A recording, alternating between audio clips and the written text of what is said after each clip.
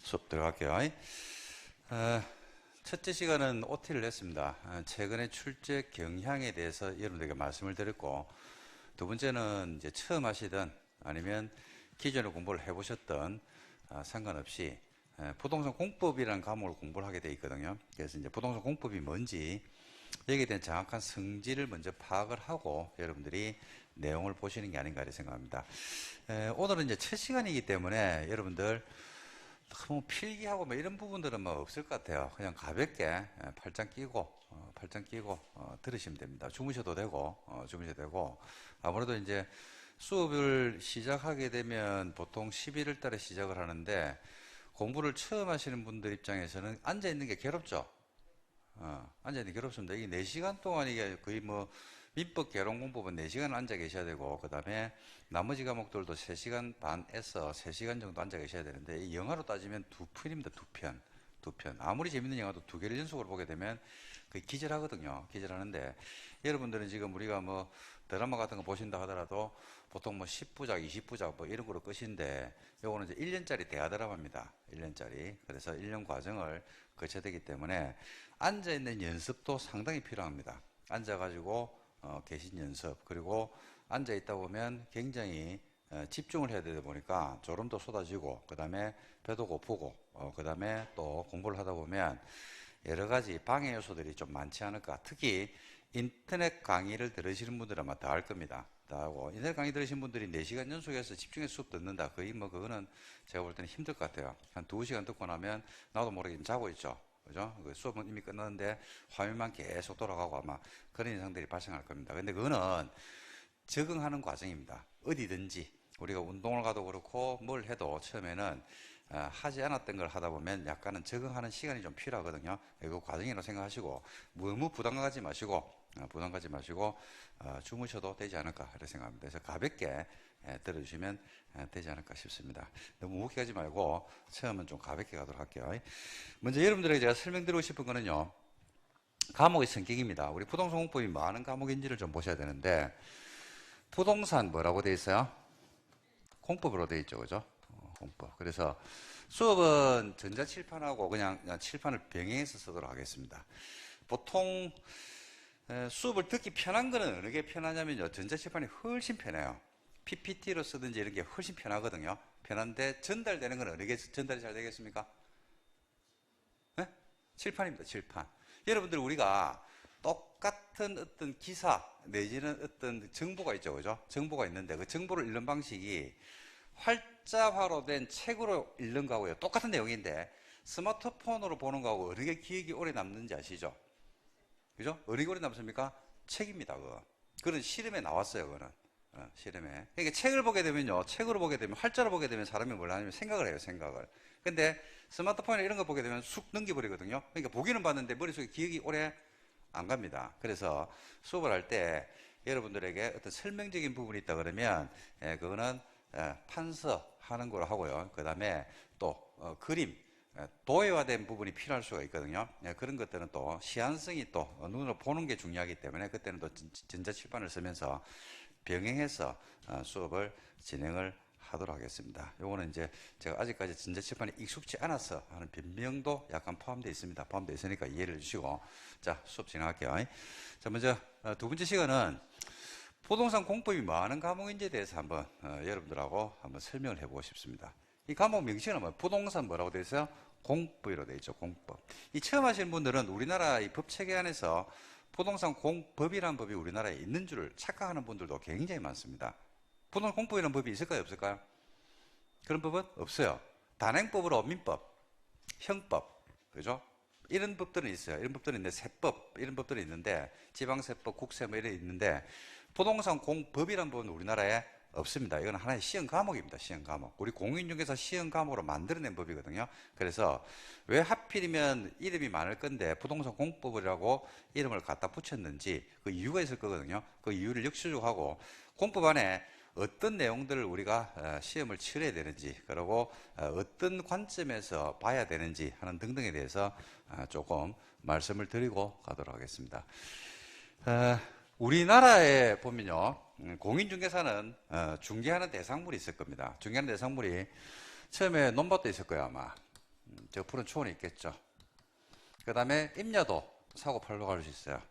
그 다음에 뭐도 있냐면 대지도 있죠. 대지. 그걸 나대지가 있다라고 얘기합니다. 나대지는 여러분들 알다시피 대지인데 나자가 버설 나자거든요.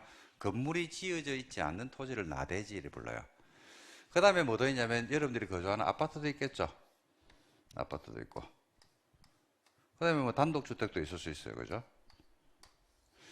그 다음에 또 우리 학원과 같은 상가 건물이 있을 수도 있단 말입니다. 이게 전부 다가 공인중개사가 중개하는 대상물입니다. 이걸 통칭해서 뭐라 불러요? 이걸 부동산이라고 불러요. 이걸 부동산 이래 부릅니다. 그리고 우리가 배우는 과목이 뭐냐면 부동산 공법이라고 제가 말씀을 드릴 수 있다고 했죠. 그래서 여러분들하고 저하고 수업을 할 부동산 공법은요, 뭐를 다루고 있는 거냐면 부동산에 관련해서 공법적 내용을 우리가 다루고 있다 이래 보시면 됩니다. 그래서 부동산이 뭔지에 대해서는 뭐 여러분들이 제가 뭐 구체하게 설명을 안 드려도 되지 않을까 싶습니다. 즉 한마디로 뭐가 되냐면 임야, 논밭 내지는 임야, 나대지 이걸 뭐라 합니까? 토지라고 그러죠, 그죠? 그 다음에 이런 것들을 뭐라 그런다? 건물이라고 그럽니다. 그래서 부동산은 뭐하고 뭐로 구성되어 있냐면 토지 플러스 뭐로 되어 있다? 건물로 되어 있습니다. 이게 부동산 공법은요, 다르게 풀면 토지 공법이면서 무슨 공법? 건물 공법의 성질을 가져요. 그래서 시험은 여러분들이 우리가 토지도 치르고 건물도 치릅니다. 토지 관련해서 시험 문제가 몇 문제가 출제가 되고 있냐면 20문제가 나옵니다. 건물 관련해서 몇 문제가 나오냐면 14문제가 나와요. 야, 40문제인데 그럼 6문제로 내려갔노? 라고 하는데 토지 건물을 합쳐서 내는 문제가 6문제가 있습니다. 그게 바로 뭐냐면 재개발, 재건축을 다루고 있는 정비법. 정비사업은 재개발, 재건축에서 노후불량 건물을 대상으로 하면서 때로는 토지가 포함돼서 재개발, 재건축이 이루어지잖아요. 그죠? 토지 건물이 둘 다 다뤄지는 법이다. 이렇게 보시면 됩니다. 그렇게 해서 6문제가 따로 있거든요. 그래서 총 40문항이 출제가 됩니다. 어디가 어려울까요? 토지가 어려울까요? 건물이 어려울까요? 토지가 어려울까요? 건물이 어려울까요? 독립운동 하지 마시고 니는 무슨 말을 해도 나는 한마디도 할 수 없다 이렇게 얘기하지 마시고 자, 풀어야 돼 살살. 자, 오늘 첫날이니까 조금 어제 잠을 못 잤습니다. 긴장을 해가지고 진짜입니다. 제가 20년 수업을 했는데 첫날 수업은 좀 떨리더라고요. 떨린 게 보이죠? 자, 그래서 토지가 어려울까요? 건물이 어려울까요? 그럼 찍어보는 거야. 처음 수업하면서 한번 이렇게 쭉 찍어보고 맨날 틀리면 돼요. 계속 틀리다 보면 나중에 알아진다니까. 여러분 생각할 때 토지가 어려울까요? 건물이 어려울까요? 그죠? 토지가 어렵죠. 첫날부터 틀려버리네. 건물 아니고 토지가 어렵습니다. 여러분들 주로 이제 중개하시는 게 합격을 하시고 나면 중개를 뭐를 많이 합니까? 건물 관련 중개를 많이 하죠. 거의 중개사 90% 정도가 아파트, 원룸, 오피스텔, 그죠? 그 다음에 주택, 상가, 이런 것들을 중개 대상물로 삼거든요. 토지는 일반적으로 잘 안 다룹니다. 상당히 어렵습니다. 토지가. 그래서 토지가 20문제고 건물이 14문제가 출제되는데 이제 토지는 토지 자체로만 보면 안 되고 건물도 결국 어디에 지어지냐면 토지 위에 지어지거든요. 그러니까 토지 성질을 모르면 건물도 파악할 수가 없습니다. 그래서 부동산 공법은 토지와 건물에 관련된 공법적 내용을 담고 있다라고 보시면 됩니다. 그러면 여기서 이제 공법의 성질을 알면 되거든요. 공법이 뭐 하는 법인지를 정확하게 알면 되는데 이 공법이란 말을 여러분들이 정확하게 아시려고 그러면 반대말인 사법을 알면 공법의 성질이 조금 더 정확하게 이제 부각이 됩니다. 우리나라 대한민국의 법 규범의 체계는요, 크게 나누면 공법과 사법으로 나눕니다. 사람은 뭐하고 뭐로 나눕니까? 이것도 뭐 고민해야 돼요. 사람은 뭐하고 뭐로 나눠요? 남자와 여자가 나누잖아. 남자와 여자. 혹자는 아줌마와 그 나머지로 나누는 분들도 있는데, 저는 대부분 남자와 여자 나눕니다. 남자와 여자. 법은요, 공법과 사법으로 나눠요. 왜 이렇게 나누느냐? 실익이 있겠죠, 그죠? 실익을 분류할 때 왜 이렇게 분류하는지 실익에 대해서는 조금 이따 제가 설명해 드릴 건데, 사법은요, 4인 대 4인 사이에 발생하는 법률 분쟁을 해결하는 도구로서 필요한 게 사법입니다. 4인 대 4인. 예를 들면 갑이라는 사람이 을에게 금 1억 원을 빌려줬는데 을이 변제를 했다고 하는데 갑은 변제를 받은 적이 없더라. 그죠? 그럼 둘이 분쟁이 발생하겠죠. 그러면 해결하는 게 사법입니다. 사법은 갑과 을, 채권자와 채무자가 있다면 양자의 힘의 균형이 한쪽으로 쏠려 있습니까? 동등합니까? 동등하죠. 한쪽으로 힘이 쏠려 있는 게 아니란 말입니다. 그래서 사법의 일반 원리는요, 둘의 힘의 균형이 동등하기 때문에 사적인 문제는 스스로 해결할 수가 있다, 없다? 있다. 사적 자체의 원리가 밑바닥에 깔리는 정신이고 둘 다 대등하다는 원리가 있어요. 사법의 원리는. 그죠? 그래서 우리가 사적인 문제를 개인들이 해결할 수 있기 때문에 우리가 개입을 한다, 안 한다? 국가는 개입을 안 하는 게 일반적 원리입니다. 일반적 원리. 그래서 사법으로 뭐 대표적으로 치는 게 여러분들이 공부를 하시는 민법이 될 겁니다. 민법. 그리고 여러분들은 뭐를 중요하냐면 사인과 사인 사이에 발생한, 그죠? 매매 내지는 전세 계약과 같은 그런 계약적 문제를 주로 다루고 있는 게 공인중개사가 하는 내용들이거든요. 그래서 사법이 주로 사적 자치의 원리에 밑바탕을 두고 개인 사인 대 사인 사이에 발생하는 법률 분쟁을 해결하는 도구로서 필요한 게 사법이다, 이렇게 보시면 됩니다. 그러면 반면에 공법은 그렇지는 않겠죠, 그죠? 사인 대 사인 사이에 발생하는 법률 분쟁을 해결하는 도구로서 사법이 필요하다 그러면 공법은 누구와 누구의 관계를 규율하겠습니까? 누구? 국가 내지는 지자체와 누구의 관계? 국민적 관계를 규율하는 게 공법이죠. 국가지자체. 이걸 국가지자체를 한마디로 뭐라 하냐니까 여러분 아셔야 되는데, 이거 공법 공부하면서 진짜 중요한 건데, 국가나 지자체를 합쳐가지고 뭐라 부른다? 행정청이라고 불러요. 행정청. 공권력 행사의 주체가 돼요. 주택공사는 행정청입니까, 아닙니까? 주택공사 행정청이다, 아니다? 아니죠. 주택공사는 공공인데 행정청은 아니에요. 즉 공권력 행사의 주체가 될 수는 없다, 이 말입니다. 지방공사라든지 각종 공사들은 행정청은 아닙니다. 공권력 행사의 주체가 될 수는 없어요. 그죠? 근데 주체로 보면 공공부문으로 우리가 일반적으로 분류를 하거든요. 그래서 공법은 국가나 지자체와 행정청과 국민적 관계를 규율하는데, 양자가 아까 사법은 어땠습니까? 사인과 사인, 갑과 을의 법률 관계에서 우리가 양자의 힘의 균형이 한쪽으로 쏠려 있습니까? 양자가 동일했습니까? 동일했죠. 근데 공법은 어떨까요? 국가 지자체가 국민보다는 어떻게 동등한 지위에 있겠습니까? 우월한 지위에 있겠습니까? 우월한 지위에 있겠죠. 우월한 지위에서 국민들에게 뭘 가할까요? 네? 규제입니다. 규제. 뭐 해라, 하지 마라. 하지 마라. 하지 마라. 예를 들어서 여러분들 알고 있는 제도로 말씀드릴게요. 투기과열지구로 지금 투기과열지구 안에서 갑과 을이 분양권을 갖다가 매매를 합니다. 그죠? 그럼 갑과 을 사이에 분양권을 매매하는 것은 사적인 문제예요, 공적인 문제예요? 사적인 문제죠. 근데 투기과열지구안에서는요, 분양권에 대해서 등기할 때까지 전매를 막아버렸거든요. 국가가 내지는 지자체가 국민들에게 투기과열지구안에서는 우울한 집에서 너가 분양권 전매하지 마라고 만들었단 말입니다. 그래서 못 하는 거예요. 그 규제를 가는 법입니다. 그래서 공법은 뭘 하는 내용을 담고 있냐면 1페이지부터 마지막 700페이지까지 전부 다 뭘 다루고 있다? 하지 마라. 하고 싶으면 허가받아라. 인가받아라. 하는 등등 전부 다 규제를 다루고 있는 겁니다. 이 공법이 보통 수험생들이 어렵다고 말씀들을 많이 하시는데 그 이유 중에 하나가 어디에 있냐면 하지 마라를 다루고 있고, 여러분들은 하지 말아라고 규제를 하는 입장입니까? 아니면 규제를 당하는 입장입니까? 당하는 입장이죠. 그죠? 그러다 보니까 이게 어려운 거예요, 이게.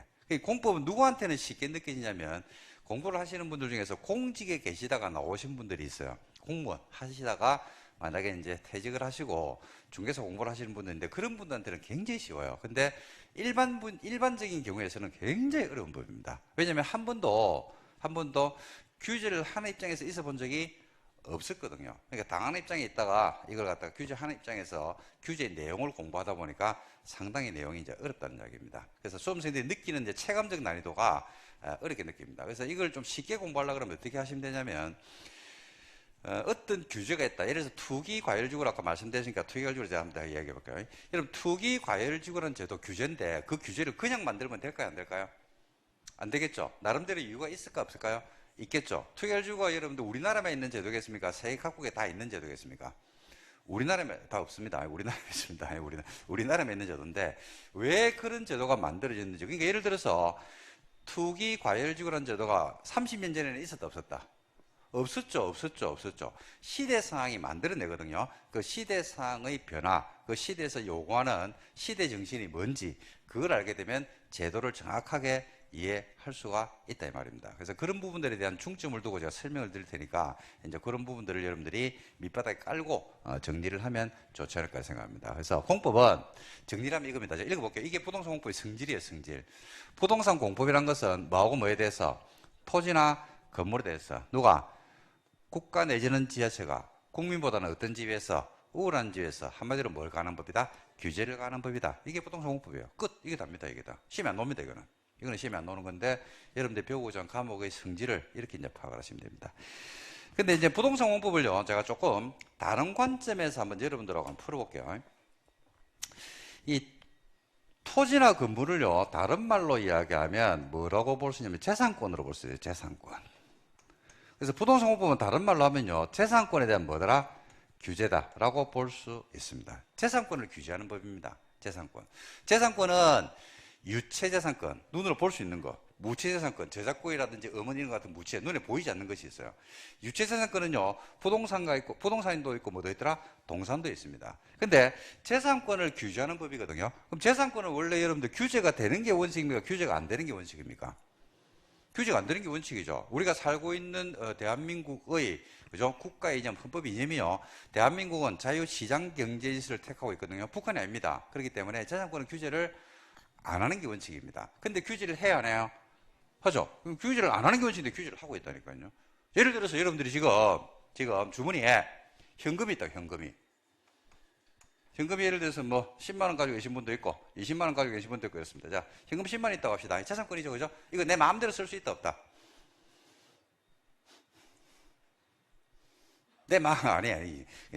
물어보는 거 아닙니까? 물어보면 그러니까 가볍게 말씀하시면 딘들은 내가 알아서 할게. 어차피 틀릴 거잖아. 그러니까 딘들은 내가 다 알아서 한다니까. 그러니까 물어보는데 빨리빨리 말씀하시면 돼요.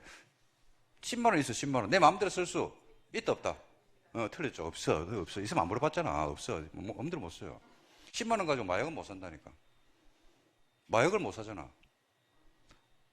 파는데 몰라서 안 산다고 알려드릴까? 어디 파는지? 마약 못 사잖아요. 총. 못 사잖아. 미국은 총 살 수 있죠. 우리는 못 사잖아. 막아놨다니까요. 그러니까 현금이 보통 처분의 자유가 가장 많이 보장돼 있다고 하지만은 100% 보장된 것은 아니란 말입니다. 아니요. 그러니까 마약도 못 사고 총도 못 산다니까요. 그러니까 규제를 해야 하나요? 하고 있죠. 재산권을 규제한다니까요. 재산권만 규제하는 게 아닙니다. 모든 자유는 다 규제합니다. 모든 자유는. 우리가 일반적으로 자유권이라는 거는요, 권리 중에 자유권이라는 것은 우리 공법은 여러분들이 헌법적 이념이나 그 다음에 행정법의 원리를 그대로 가져오기 때문에 제가 수업할 때 헌법적인 내용들을 조금 말씀을 드릴 겁니다. 그게 왜 그러냐 이러니까 시험에는 출제가 되지 않는데 아까 말씀드렸죠. 법리라고 말씀드렸죠. 법의 해석 영역이라고 말씀드렸는데 이런 것들이 밑바닥에 조금 얇게라도 알려주는 거하고 그냥 단순하게 암기하는 거는 완전히 다르거든요. 원리입니다. 원리라서 제가 말씀을 드린 건데 우리가 이제 자유권이 있어요. 자유권. 신체의 자유, 재산의 자유, 그 다음에 양심의 자유, 직업 선택의 자유 등등이 있거든요. 그죠? 이런 자유가 자유권 우리가 천부 인권이라고 합니다. 들어보셨죠? 학교 다닐 때. 그죠? 하늘로부터 부여받는 나의 권리. 그러니까 태어나면, 그죠? 응애! 이러면서 태어나는 순간에 그냥 가지는 권리예요. 신체 자유. 누구도 침해할 수 없죠. 부모도 침해하면 돼, 안 돼? 안 됩니다. 부모가 애를 갖다 마음대로 때리면 확 돼. 됩니다. 보통 우리가 자유권 중에서 가장 많이 보장된 자유가 양심의 자유라고 이야기하거든요. 양심의 자유. 양심의 자유는요, 양심을 마음에서 형성할 수 있어요. 마음에서 양심을 형성할 수 있고, 형성된 양심을 때로는 표현하기도 합니다. 양심을 형성해서 표현하는 것은 표현의 자유로 안 치고요. 양심의 자유를 일반적으로 넣거든요. 그럼 예를 들어서 양심을 형성할 수 있어, 없어? 있어. 100% 보장돼서 안 돼서? 보장이 돼 있죠? 100% 보장이 돼 있잖아. 근데 양심을 마음한데, 내가 가지고 있는 양심, 내가 내면 속에 있는 양심, 네 마음대로 표현하면 돼, 안 돼? 안 되죠. 표현해서 타인의 명예를 훼손할 수 있고, 다른 사람의 권리를 침해할 수도 있다니까요. 그래서 거기에 대한 규제를 하고 있다니까요. 종교의 자유 100% 보장됩니까? 안 되잖아요. 뭐 작년에 코로나 사태를 해가지고 우리가 종교인들이 예배를 본다든지 이런 것들도 일정한 수준을 막았어요, 안 막았어요? 막았거든요. 여러분들도 지금 자유가 침해되기 때문에 여기 온 거예요. 자유권이 침해되기 때문에 왔다니까, 여러분들이. 내가 무슨 자유를 침해받지? 이거 무슨 자유를 침해받고 있어요, 지금? 오늘 눈이 좀 많이 맞으시네. 무슨 자유를 침해받고 있는 것 같아요, 지금? 예. 그럼 사람 없잖아. 그럼 내 지갑 누구고? 자.